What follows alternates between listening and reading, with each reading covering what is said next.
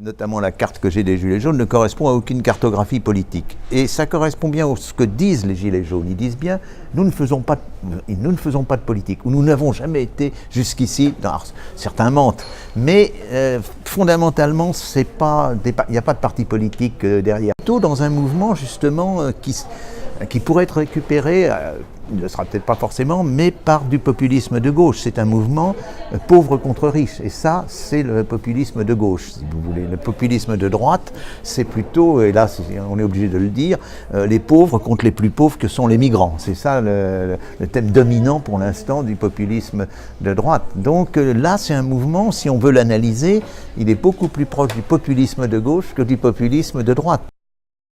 Alors on a dit, c'est ceux qui sont subis contre ceux qui sont choisis.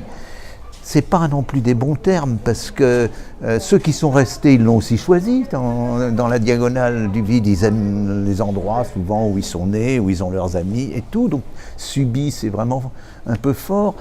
Choisi pour ceux qui sont allés dans la grande banlieue, dans le périurbain.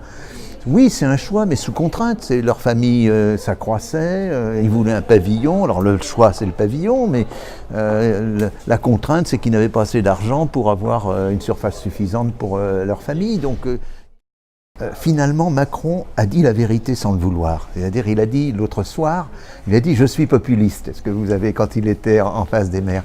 Et il est populiste, parce que le mot populiste a énormément de sens, il y a toute une littérature, mais un des sens qui est globalement accepté, c'est ne pas tenir compte des corps intermédiaires. Or, les maires sont des corps intermédiaires, et c'était d'ailleurs la seule corps politique qui jouit encore d'une certaine renommée dans la population. Quand il y a des enquêtes, les hommes politiques sont très bas dans l'appréciation, et à part les maires, parce que les maires sont en contact de la population, que se passer d'eux, c'est vraiment faire du populisme. Or, très clairement, le gouvernement de Macron, quelqu'un a dit, c'est un populiste du centre, et c'est assez juste. Vraisemblablement, Macron, il ne conduit pas de voiture, donc il ne se rend pas compte de ce que ça représente pour les Français, parce que ça représente deux choses. Il y a d'abord un truc, j'ai dit, c'est une seconde peau, la voiture. Et puis, ça représente pour beaucoup de Français la liberté. C'est la liberté de mouvement, même si elle est restreinte, ça ne vous permet pas d'aller à l'autre bout du monde, mais c'est la possibilité de choisir cette fois-là.